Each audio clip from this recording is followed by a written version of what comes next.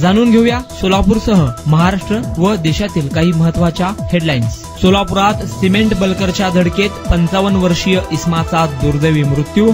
सोलापुरात रिक्षात बसलेल्या प्रवाशाला हत्याराचा धाक दाखवून लाखो रुपये काढून घेणाऱ्या टोळीला अटक। शाल व फेटा घेण्याच्या कारणावरून सोलापूरच्या मधला मारुती परिसरातील दुकानदारावर प्राणघातक हल्ला, 2 अज्ञात इस्मांवर गुन्हा दाखल। सोलापुरात शुक्रवारी झालेल्या पावसात वीज पडून 2 जणांचा मृत्यू। सोलापुरात शुक्रवारी जोरदार पावसाची बॅटिंग, सर्वदूर पाऊस झाल्याने सोलापूरकर सुखावले। सोलापूरला स्वतंत्र आरटीओ मंजूर, सोलापूरचे पहिले आरटीओ म्हणून गजानन नेरपगार यांची नियुक्ती। सोलापुरातून गुजरात, दिल्ली, दक्षिणेकडे जाणाऱ्या रेल्वे गाड्यांमध्ये सोलापूर कोटा वाढवून द्या। विविध मागण्यांसाठी माजी आमदार दिलीप माने यांनी शिष्टमंडळासह घेतली डीआरएम यांची भेट। नरेंद्र मोदी बनणार पुन्हा पंतप्रधान, सोलापुरात भाजप कार्यकर्ते पदाधिकाऱ्यांनी केला लाडू वाटून जल्लोष साजरा। रामोजीराव फिल्म सिटीचे संस्थापक रामोजीराव यांचे दुःखद निधन। शेवटी मनोज जरांगे पाटील यांचे आजपासून पुन्हा आमरण उपोषण सुरू।